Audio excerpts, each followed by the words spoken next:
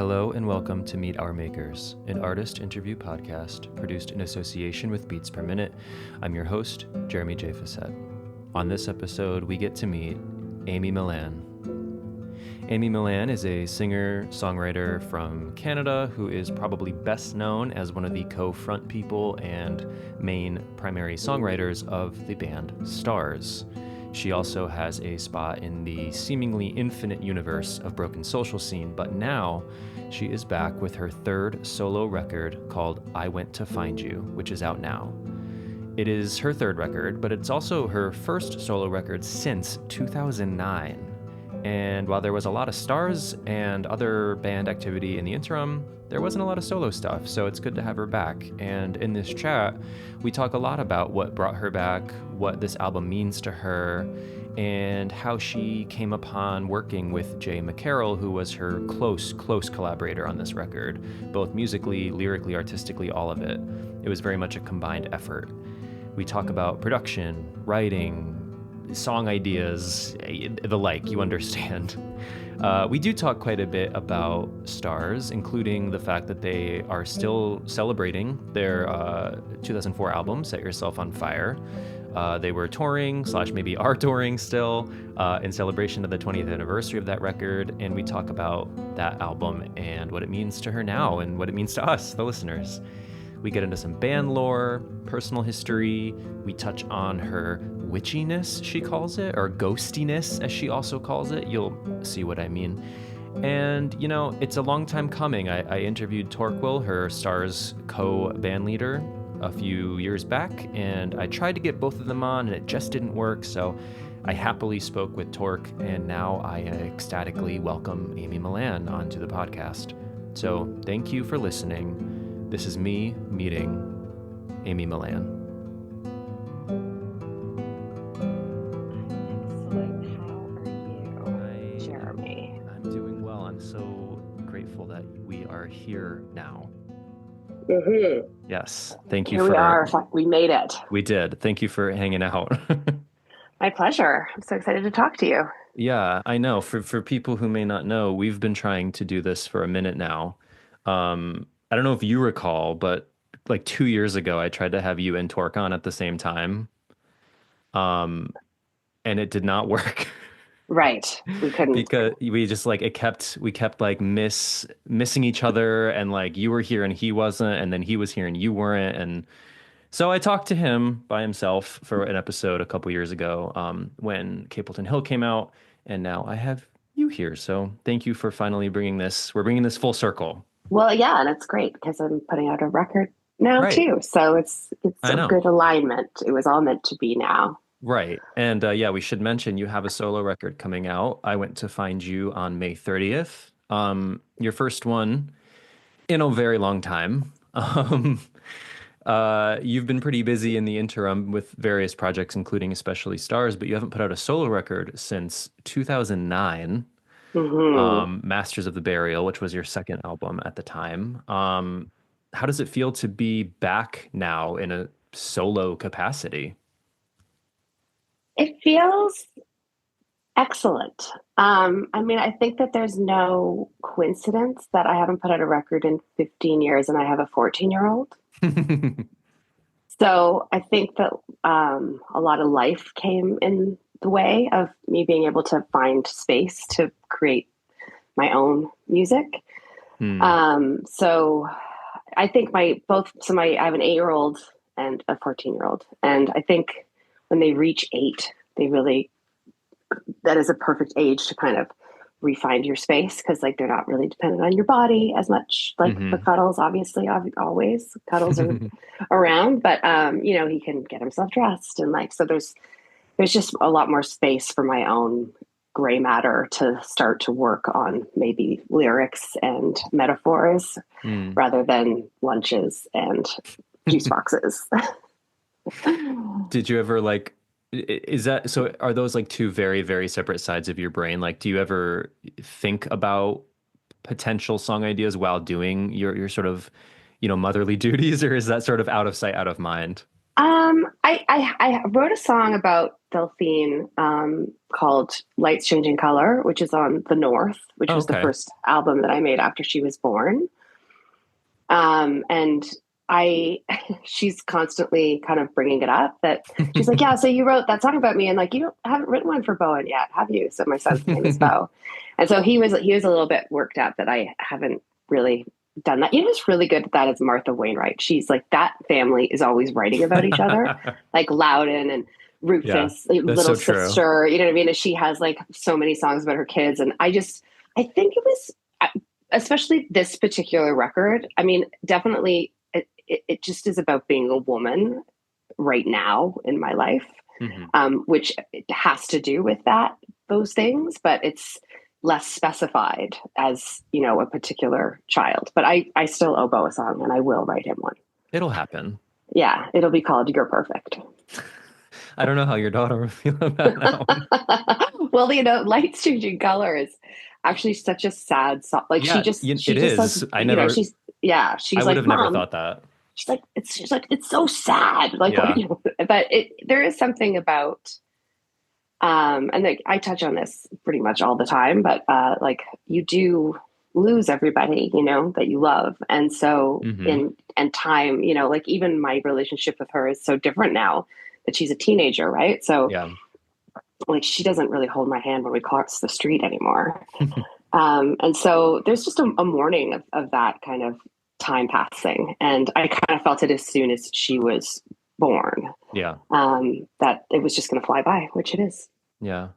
I mean, I'm not a parent, but I've heard many times that there's very few things that remind you of mortality than having kids.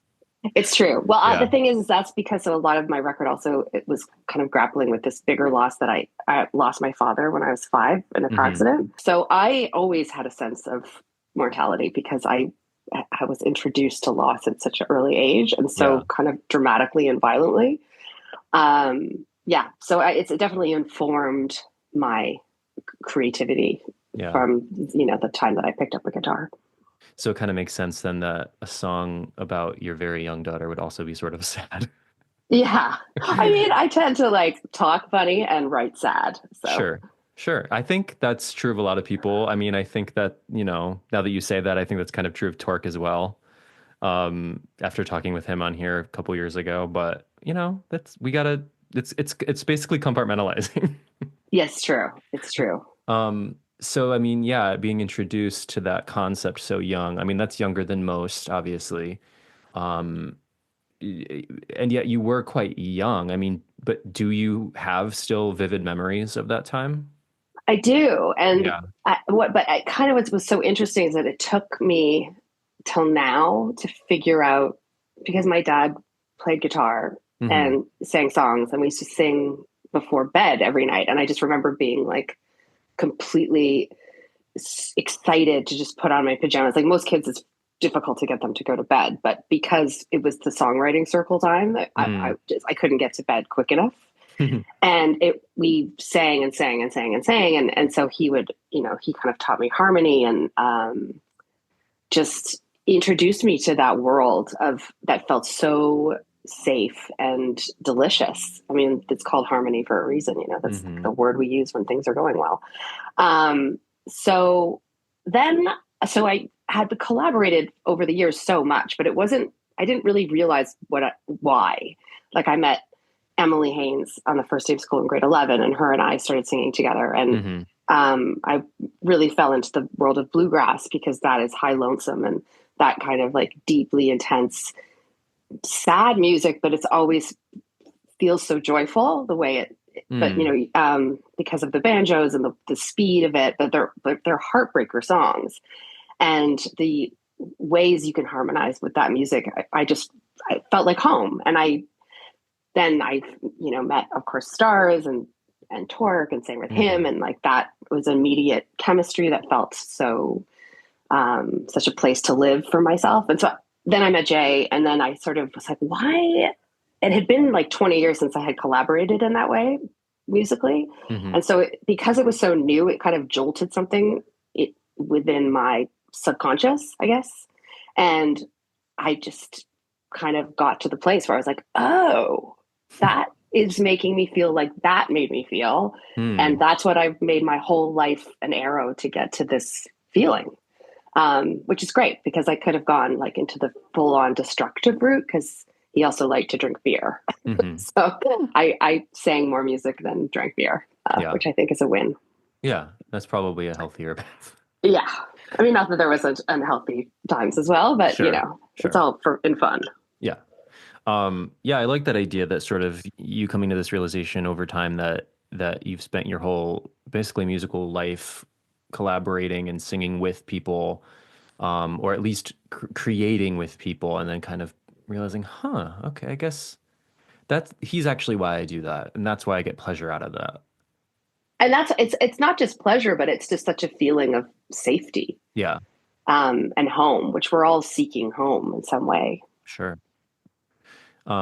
Yeah, you mentioned Jay. That's Jay McCarrol, who co-wrote and co-produced this new album with you. How did you two originally link up? Because I feel like that was sort of a more recent collaboration. Oh, it is. It's very Yeah. so. I thought that it was time for Stars to take a break because we hadn't taken a break in 24 years, 23 years. Yeah. Like all through the pandemic, we worked, we made a record, we wrote a play, we did the play, Hmm. we tried to write a TV show. Like we were just constantly in each other's lives, which is such a gift and a privilege. But it felt like we just needed to take a break from the Borg that is Stars, Hmm. the beautiful Borg that has made my life what it is. Um, so we had been asked by Hayden to do the Dream Serenade in Montreal, his benefit concert for the Beverly School. Okay. And we had never been able to do it because we were always doing our Christmas show. So I had to turn him down. And I had played it with Broken Social Scene and solo. And it's just a magical night of community and beautiful musicians, and the way that Hayden and Christy take care of the artists that come and play is just so beyond. And the feeling in the room of people knowing that it's all going to a good cause. And then you meet the teachers that work there and the community Mm. of people that are part of this school that really helps neurodivergent kids. Um, so I decided I kind of said, like, let's take a break with Stars. And then I thought, oh, we're not going to do the Christmas shows this year. I can reach out to Hayden and say, like, we can finally do Dream Serenade in October. And that will be our final Stars show for at least a year on the Hmm. books, just to take a year, just to see what else can happen.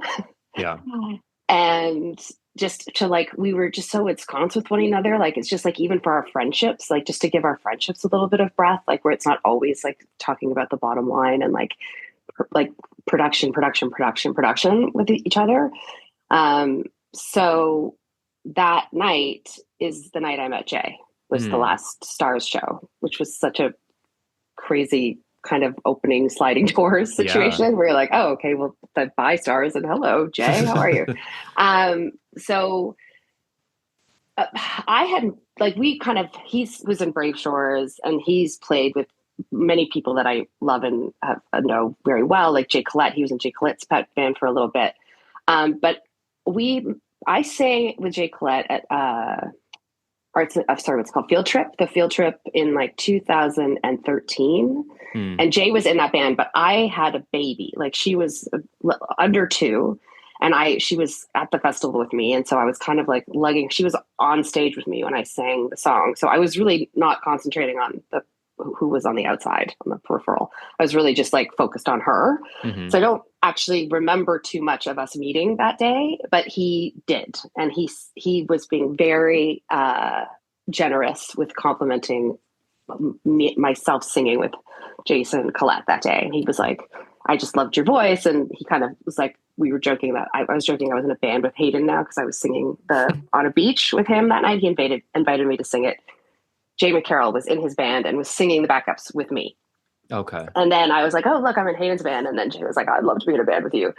So then the next day, we just sounded so great together. And there was an immediate feeling of like, this feels like this is supposed to be something. And I asked him to make a record with me the next day. And I said, don't forget, it was actually your idea.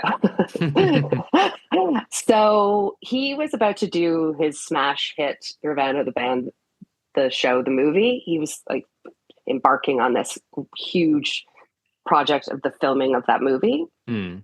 And he said, I really don't know how much time I have, but like, let's just see what happens. And I said, well, I have some things that are cooking that I'll collect and I'll send to you. And so the first song was Make Way for Waves, which was actually written by Evan Cranley, and it was a Stars demo. And the first verse was done, but it was sitting in a cemetery hard drive where we like old demos go to die. But I hadn't forgotten it, and I really loved it, and I knew that I wanted it to be a part of my life. That song, like I just loved the verse. So I sent that to Jay, and then 3 weeks, or no, it took a bit because he was working on something like just checking in, and but then a few weeks later, he sent me back the song completed with this beautiful, like say, punch in the gut chorus. Like I wasn't, no, it was so exciting because it just like ended with the verse, and then I had no idea what to expect, and then right away, just like that.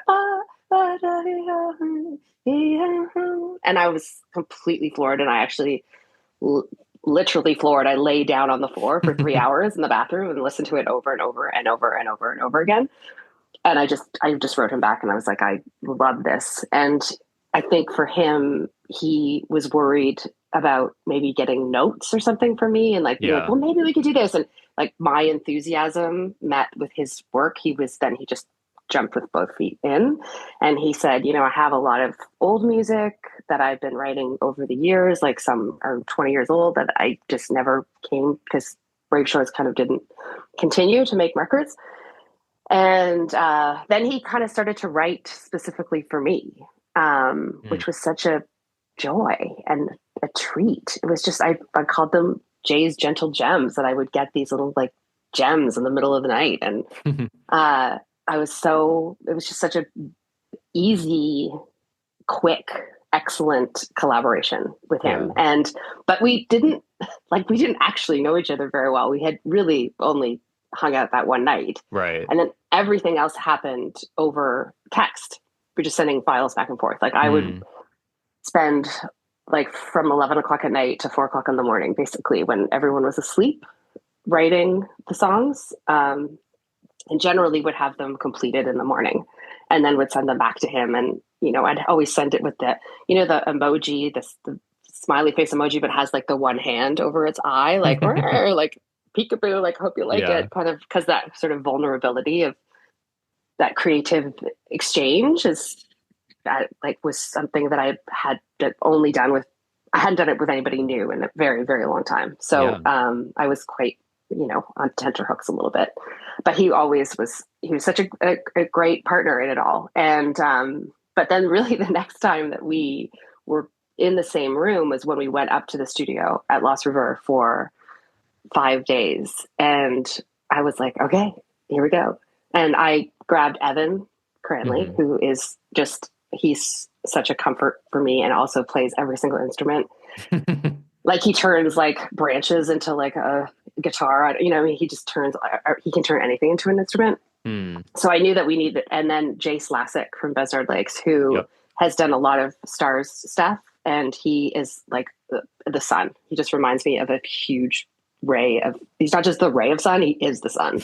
And he is the best laugh on the planet. And I've just thought, like, here's two people that I've known for so long, that I feel so comfortable with. And I know that they're going to come through so hard for me. And then with this like kind of new development and unknown, and him and I, Jay and I, like became like best friends, like so quickly. We just got along so well, and we just have the same sense of humor, and we like to enjoy life in the same way. So it was a really beautiful, lucky new partnership. Yeah. And in a sort of, I would think for you anyway, sort of surprisingly smooth and quick process, because, especially with that much time between releases, I would think maybe there'd be a little bit of, not necessarily fear, but like maybe like concern about like getting back into it, or like exactly which avenue do you take. And then for this road to just kind of happen and lay out for you and be sort of kismet, is sort of Yeah, I mean, lovely. it was really just a gift. And again, Yeah. like I'm like a bit of a ghosty girl. Like I'm a bit witchy, and I always feel like my part of the I went to find you is like my dad is like from somewhere is like Hmm. just playing some sleight of hand here because Massey Hall was his favorite venue, and that's where I met Jay. And then I was having complete block with writing with my guitar, which is Hmm. all the both other records, all the solo stuff that I've written has always been just me sitting on a bed with a guitar. And I remember during the pandemic, like looking at my guitar and like, do you remember that app that could like make objects talk? I actually like made one with the guitar, just being like, I'm right here. Just pick me up. What's Yeah. wrong? Did it work? No. And I was like, it's not you, it's me. Like the love is just not there. I'm not attracted to you anymore. I don't know what it is. Yeah. So I really needed help. And a couple of people had sent me stuff, but they sent me like finished songs, which I wasn't interested in really. Yeah. I had felt I had so much to say that Yeah. was percolating inside of me. So then when Jay would send his first piece of music back, when he sent the chorus for Make Way for Waves, he was kind of doing this like just gibberish. Hmm. And anything he would send me, he had ideas for melodies, but he had zero interest in writing any lyrics, Okay. which was the perfect Right. combination for me because that's really what I was excited to unlock as a mind puzzle. Hmm. And I didn't really want that part of the collaboration to be about what I was going to say. Yeah. So it really worked out. Yeah. Do you feel a different sense of pressure when you're sort of crafting solo work versus bringing a song or a verse or a chorus to stars? Like, is that experience markedly different for you? I mean, certainly giving it to the public, Mm, there's way more pressure I felt on myself when I would write just alone. yeah, But this is another gift that I've been given by Jay is that we're in it together. So, sure.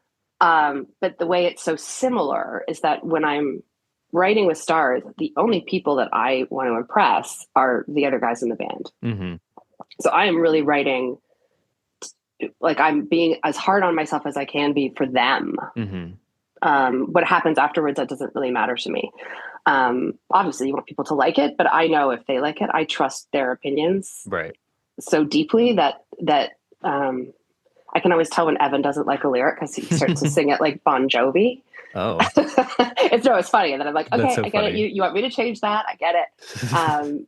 But and I felt the same with this. Like it was just really getting these gems from Jay that he had worked so hard. And, he mostly writes movie scores. Mm, So it was such an interesting way to write music because he really writes so cinematically. So it really brought a lot of imagery to me just from listening. Like I felt like he was Murmurations, for instance. It's the last song on the record, and his music sounded like the birds that make those murmurations in the sky. That kind of those make those when they all get the starlings hmm. weave together. And but I was like, oh hey, you soundtracked the sky. Way to go.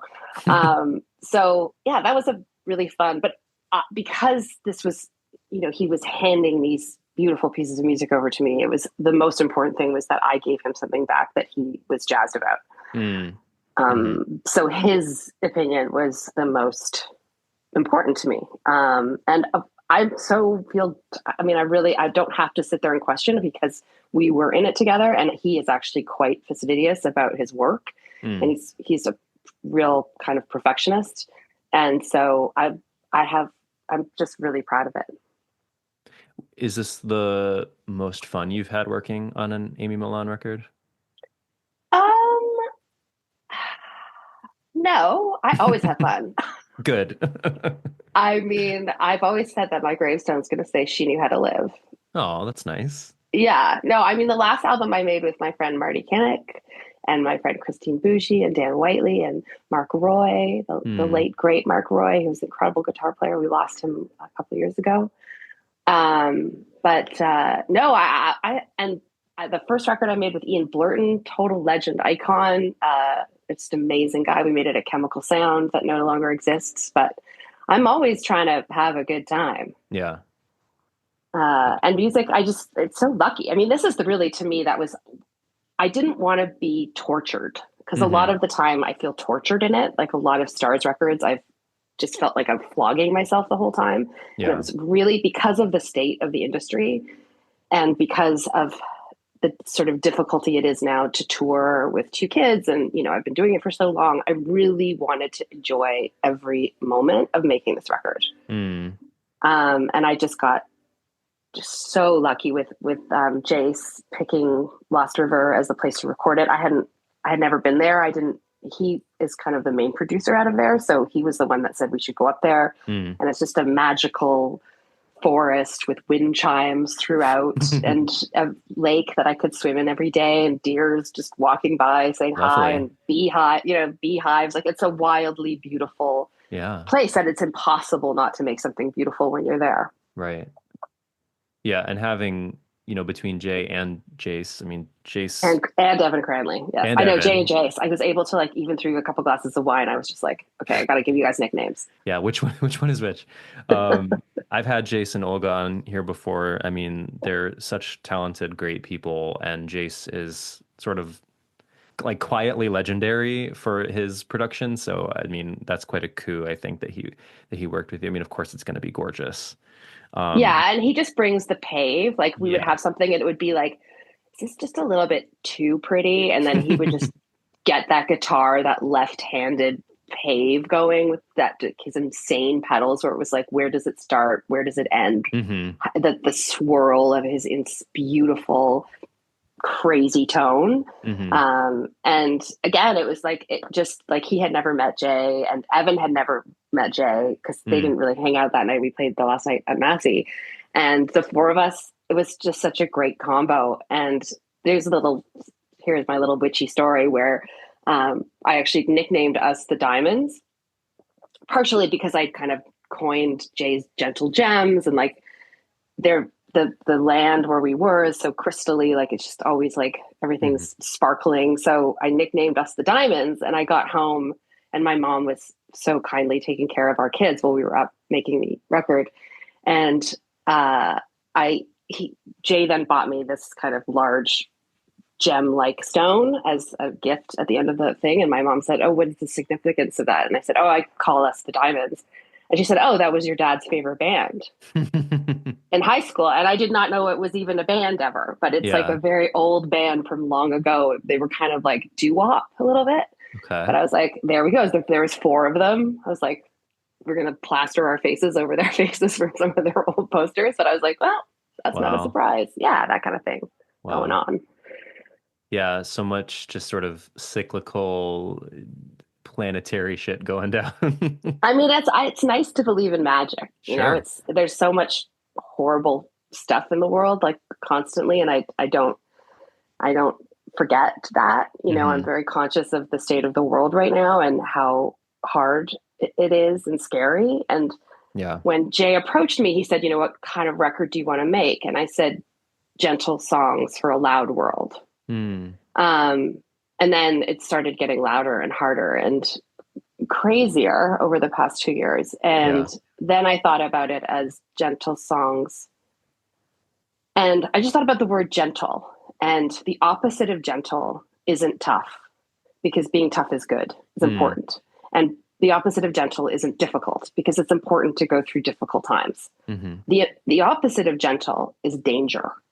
And I think that there is such a feeling of danger that we all feel, whether it's the climate crisis or what is happening in Gaza or what is happening right in the here United in States. With the United States. And my trans community, oh my God, I can't believe what is happening and how much of that community is feeling in danger.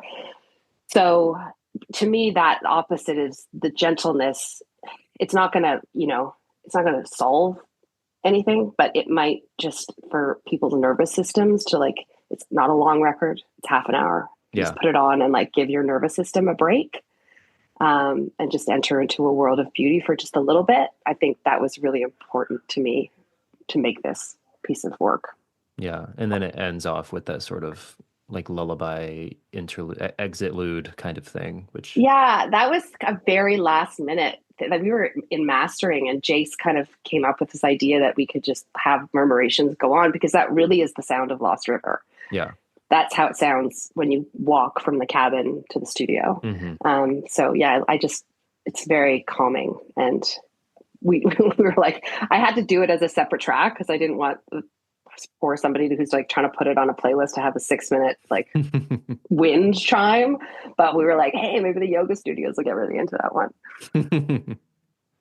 Yeah, the new age crew is gonna love it. Wow, Um, it was built by the people that started Moto Yoga, the studio. So oh, it's yeah. there you go. There you go. So I'm handing it over to them. In the album notes, you describe Untethered, which might be, I only had time to listen to the record one time before chatting with you, but on first listen, that might be my favorite track here. You described it as a friendship love song.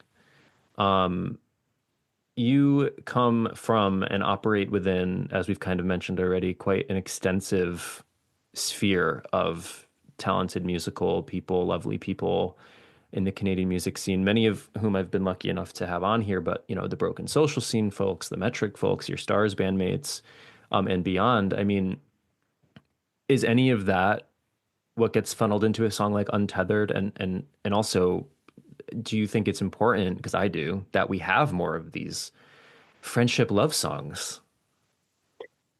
Yeah, I definitely have always been under the I believe that there's multiple soulmates for people. Mm, I have my person, who's Evan Cranley, and we've been together for 20 years and raising yeah. a family and are in many multiple bands together. But I also, that is another part of the title of the record is Hmm. I went to find you, is, you go to find the people that make your life. And, uh, Kevin Drew is a person we probably talk on the phone 4 times a week. Yeah. It's either in the car or in the tub. Those are our two venues of, and he was this, so he was like, I called him my record doula. But he was like a coach. I mean, Mm, I could start to cry just talking about it, because he was so supportive, and all of my friends were, like, all of them reached out that the day that they knew that I was starting to record with Jay at Lost River. Like, 7 o'clock in the morning, Kevin wrote me this like rocky side ring speech about getting in there and the confidence, and it was beautiful. And then Emily just thinking of you, like, no, it's today. Like, everyone, just the community of people that I have yeah. surrounded with, and my bandmates and Stars Yeah. also are like, there's never a sense that I'm betraying them in any way by going and making something else. They're all just have my back, and Yeah. Torque's just like the first person I want to play it for. And he's just, I'm so lucky to have found the people, and also my friends that aren't in the music industry. I mean, I have, Right. one of my oldest friends is my friend Kathy Z, who saved my life on multiple occasions from different kinds of psychic crises that she's pulled me out of. And she's another person where whenever we're driving from one place to another, it's like, oh, time to call Kathy. And she lives in Toronto and I've lived in Montreal for 20 years, but we've maintained like a good 2, 3, 4 times a week Mm, connection. So yeah, it's my friendship love song.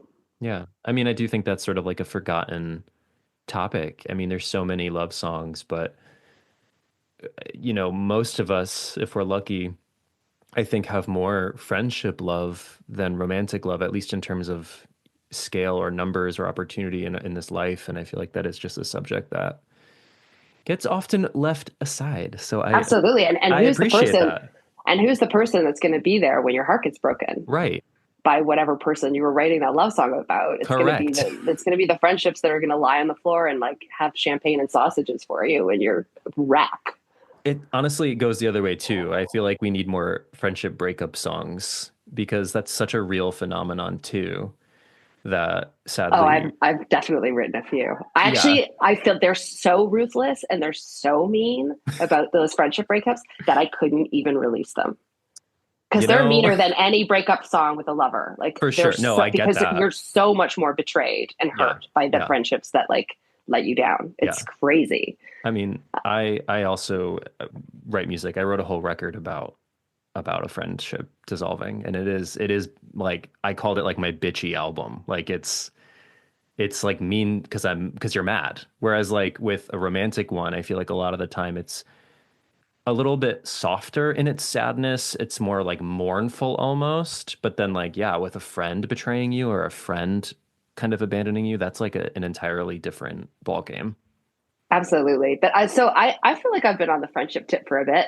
Um, like on Capleton Hill, Hmm. uh, Pretenders. That's Mm. fully a love song for my guys and stars. Like Oh, just a love song for them and everything we've been through and yeah. the years that the miles, like and just the idea that we really did put all our bets on being young forever. Oh, which I find so funny because it really is true. When I'm up there in my little pump heels, jumping up and down like some 25-year-old, I'm like, these knees are not 25, girl. Bitches in Tokyo. That's a friendship betrayal song. Oh, okay. Okay. Hmm. Hmm. Okay. All right. So they're out there. They're out there. They are out there. But yeah, I mean, you are, as you well know, you are very fortunately positioned in this like greater sphere of mostly Canadian musicians in the scene up there, and But I've talked. Jeremy, let me tell you, What? like it's not all easy. Like it's not Sure. like every single person, including myself, can be a complete pain in the ass. And when people say like how have you guys all stayed friends for so long? Like it's a lot of forgiving going Yeah. on Yeah. for each other. Yeah. And what I try to remember is as annoying as someone can be, I can be just as annoying. Hmm. Because sometimes I think, especially egos in bands, they kind of think that everyone else is the annoying one. But it's like, Mm. well, but how can that be though? You must also be annoying. No, you're perfect. What are you talking about? Yeah. Yeah. And like Um, that's a pattern that's on Capleton Hill. That's a total friendship love song. We don't do goodbyes, you okay. know? Yeah. Yeah. Yeah, I mean with stars, I mean you've been running for over 20 years, almost 30 years probably at this point. Maybe 25, I don't even know, but like you're basically a family unit at that point. You're bound to get on each other's nerves. I think anyone who presumes otherwise that it's always easy is really naive. There has been some legendary epic fights, some of which the police were even called. Ooh, that'll go in the memoir. Oh, definitely. Um, but yeah, I mean, I've been so happy to have had numerous folks from these circles on here. I had Torque, I had Emily, I had Charlie Spearin, I had Lizzie, Kevin, and now you. I mean, that's six Broken Social Scene members, which of course is like a quarter of the band. But like with Broken Social Scene specifically, because you brought up a few of those people, Kevin included. What do you most enjoy about just like playing or making with those guys? Like it's such a specific experience, I would presume. Well, it's funny. I still feel quite I still feel quite nervous. Mm. I still want them to because I wasn't first. You know, Hmm. they had Feist and they had Haynes, and Hmm. then they were off. Feist was in Paris, and and Jimmy were living, I think, in LA. And they put out "You Forgot It in People," and they needed a singer, a female singer. So I For was the sort of a road, you mean? natural.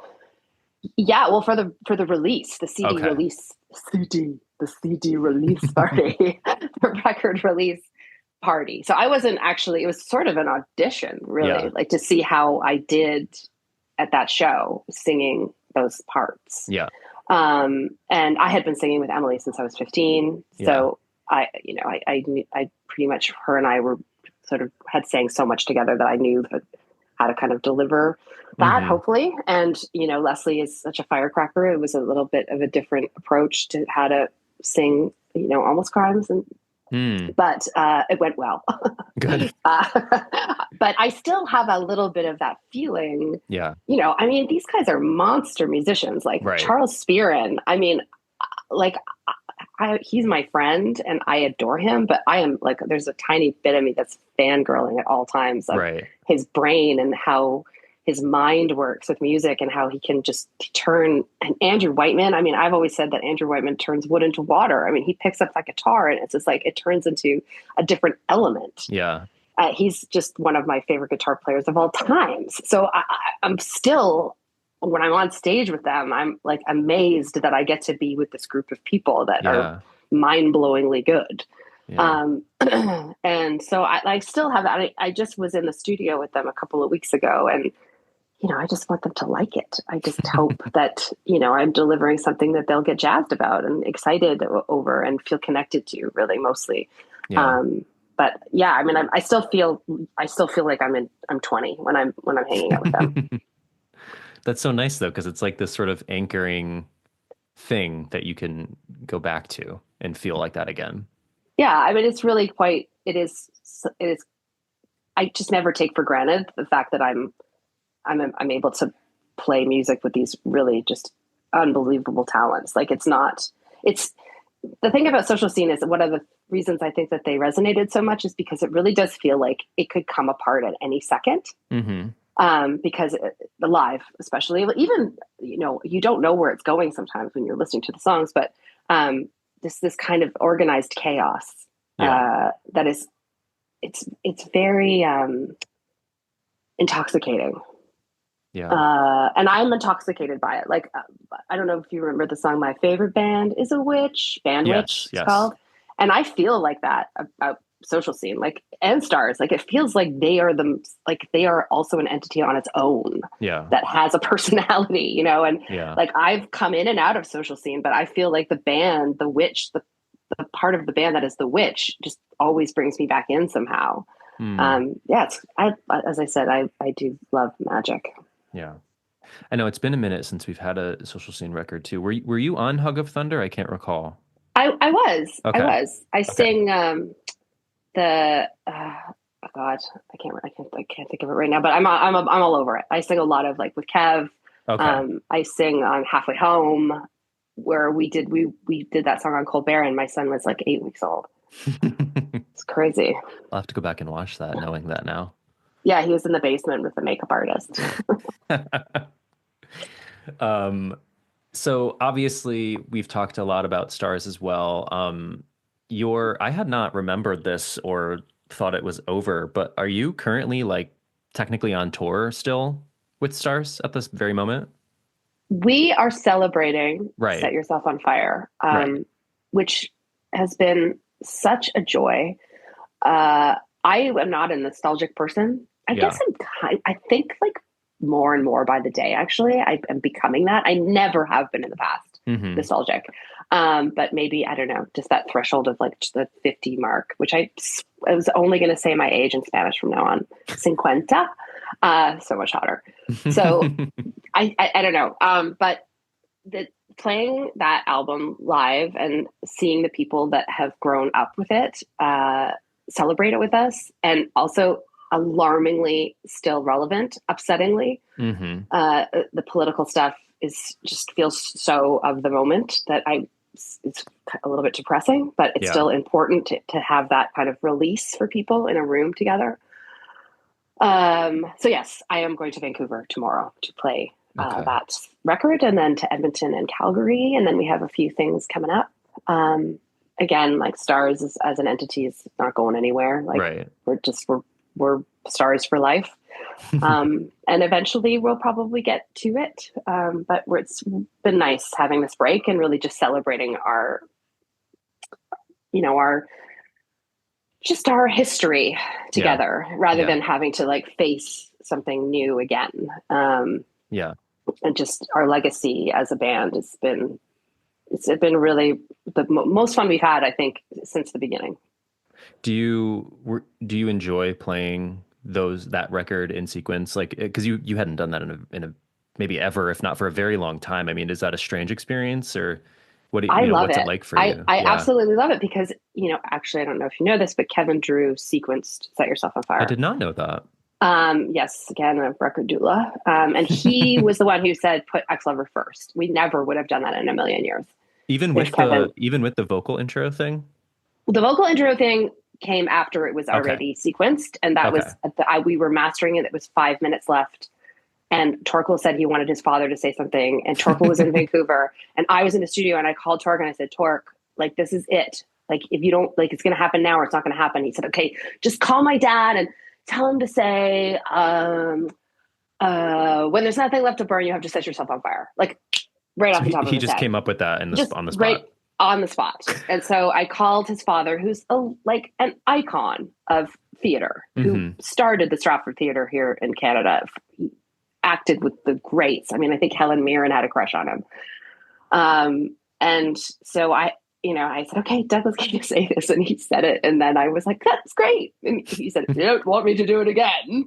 And I was like, I'm not going to direct Douglas Campbell, for God's Yeah, can sake. I get a little more? Yeah, can you just a little bit of bravado on the fire part? Yeah, no. So I was like, no, I'm pretty sure that's perfect. And he's still waiting for the check. He said, we've lost him, but that was his joke from then on. Yeah. Yes. So I love playing it in sequence because it's a very good sequence. It is. Then everybody knows what's coming, and you don't have to like torture yourself over what to write in the set. Yeah. So it's quite relaxing. And yeah. there's songs that we never played. Like Big Fight, we hadn't played in 20 years. Yeah. Sleep Tonight, we didn't play for 20 years. So very rarely, maybe 12 years ago, we played Celebration Guns or He Lied About Death. So many of those songs we hadn't touched in so long. So revisiting them in this way that it's like you don't have to figure out where to put them because they all go together in this kind of beautiful record. Yeah. I know. I've actually always admired the sequencing of that album in terms of, because it's kind of in acts. Like you have those 3 songs with the longer outros that kind of feel like tent poles like throughout the record. Well, this is one of Kevin Drew's, like, he has that kind of superpower. Yeah. And it's why he's so good at kind of being the maestro of Broken Social Scene. And he's also a very cinematic person. So he can see the whole, like how you need to see it as the whole. And he just, it was really great that he was able to do that for us because we would have just thought about it for like 10 years. It probably would have never come out. And then after that set, you play a few more songs just from kind of around your discography. Was that tough, or did you guys just want to play the hits, or like, how did you figure those out?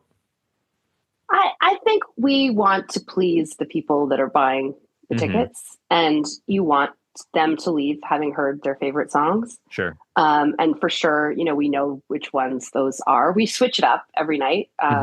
We play 2 nights in New York, and like the 2 sets were different. Okay. From night to night, we will. But people want to hear "Hold On When You Get Love." We're not going to go anywhere without playing that one. It's such a joyful song to bring really to is. the table right now. And so, it's like take the weakest thing in you and then beat the fascists with it. It's it's, like that's what he sings on stage now, and amazing. It's it's a very joyful piece of music to bring to a room of people. I feel like I told him that I feel like that song is one of my favorite, like, driving down the highway with your windows down songs. Great. Because, like, the air, the sun blasting your speaker, like that's a really good song for that. Yeah, that's funny. That's how Kevin, when we sent him that record, that he said that exactly. He's like, I'm in the car with my girl. I got the windows down. Like, hold on when you get love. What a tune. It's the same experience. That's so funny. Are there any Stars songs that you really don't ever play that you kind of wish you guys could dust off and learn again?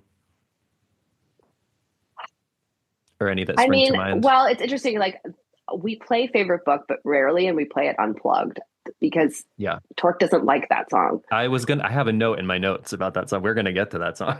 Yeah. And so, but people love it. Like, it's one of our beloved songs, and many people have gotten married to that song, and it's their song. So I now do an unplugged kind of campfire version of it. But it would be fun to be able to play that song the way as written. Sure. There is this song, like, There's a song called Life to the Unhappy Ending, Yeah. which I don't know. It would just be so fascinating to do because we've never played it live. Oh, not once? Not once, never, Wow. never, not once. And I wish we could kind of, In the Minds never really worked Hmm. live for some reason, but I do love that song. I wish we could somehow make that work. So yeah, I mean, there's lots of songs that, I mean, there are things that I forget.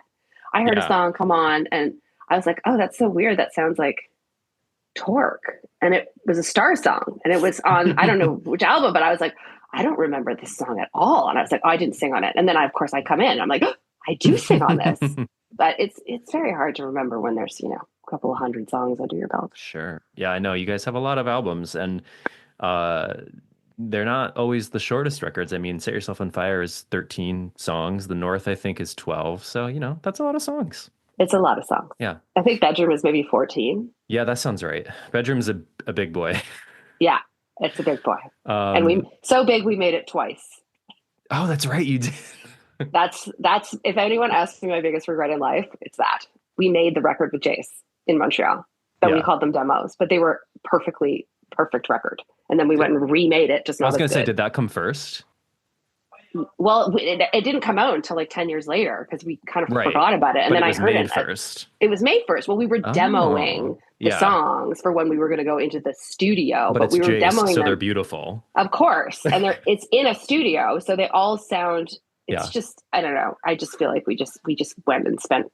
We should have bought a building in Montreal with that money, like. But then Torque always goes, Amy, we had a lot of fun. Stop it. I'm like, we did. We did have a lot It's a of fun. bombastic record, yeah. I would imagine I would hope it was fun to make. It was. Um, We definitely, as I said, we never really had a hard time having fun. yeah.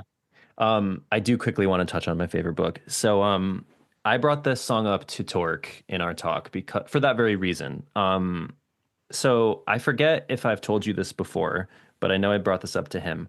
Um, Years and years ago, uh, you played the campfire version in an encore when my now husband and I saw you guys in Brooklyn. Yes, I remember this.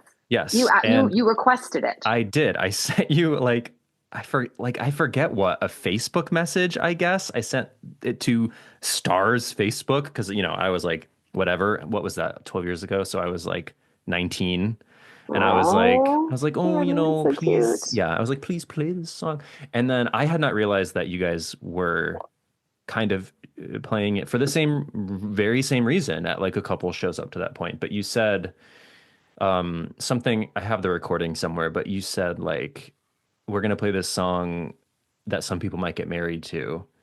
And then someone in the audience booed. And I think you said, yeah, I don't believe in marriage, but I do think gays should be able to get married. Still true. Still Still true. Still true. Still believe that. true. That's still true. Good, good. You know what? We're married. We like it. You are fine.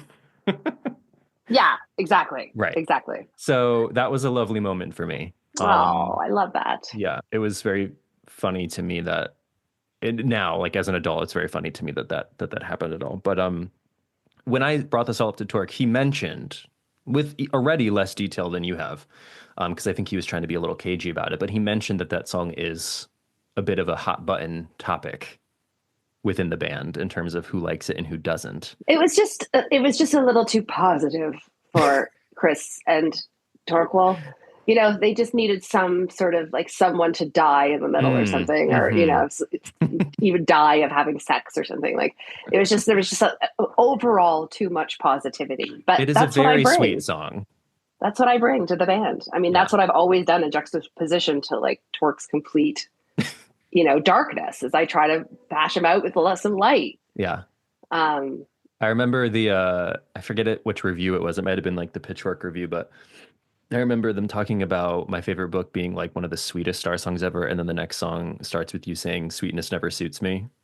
There which you go. Maybe was a sequencing thing that came out. I don't know, but I had never thought of that before. yeah, I had neither until then. But yeah, that song, there's a reason we love it.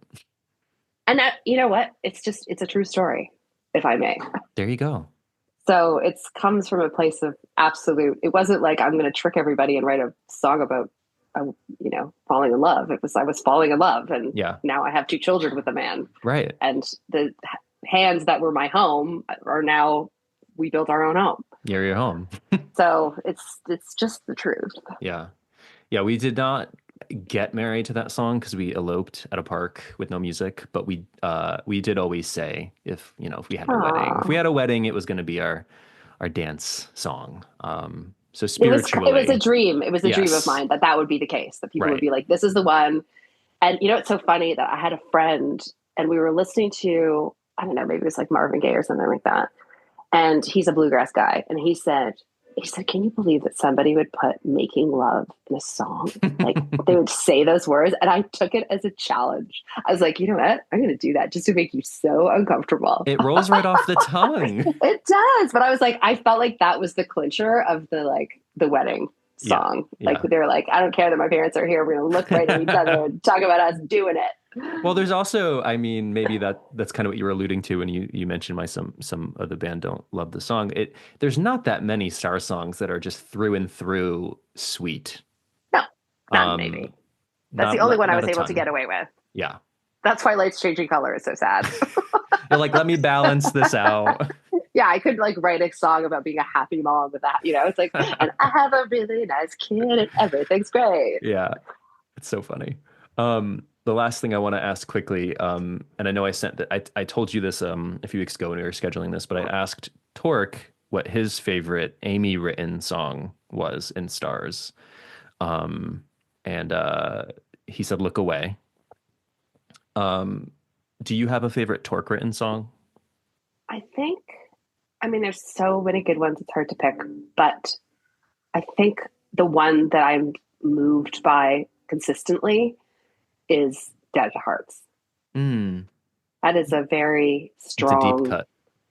It's a very important, it does to the wedding, what Favorite Book does to the wedding, it does to the person that's lost somebody. Yeah. And it's a very powerful song. It's another one we kind of play every night.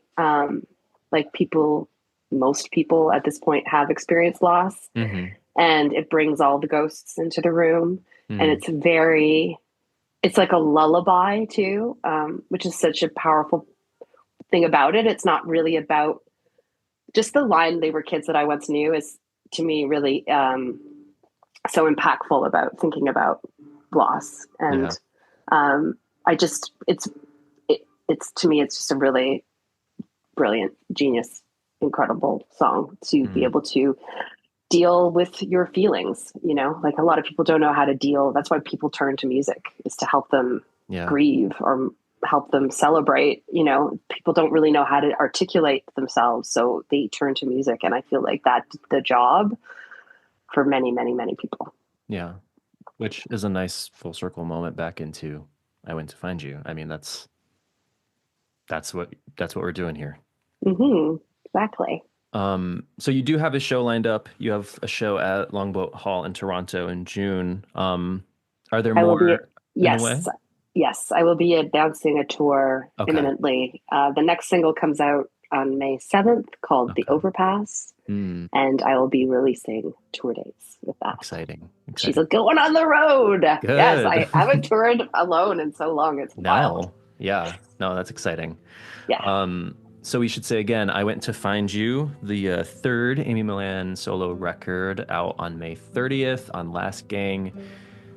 Thank you so much, Amy. Thank you, Jeremy. I'm so happy we could finally do this and finally connect. I'm ecstatic. And we have our history of my favorite book moment, which was, I remember it very well. And I think you sent me the recording.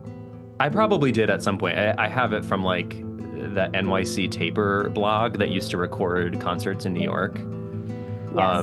Yes, I remember hearing it. Yeah, it's in there. Making history, but we're not nostalgic at all. No, never. Okay, thank you so much again. Thank you, Amy. Bye. Take care.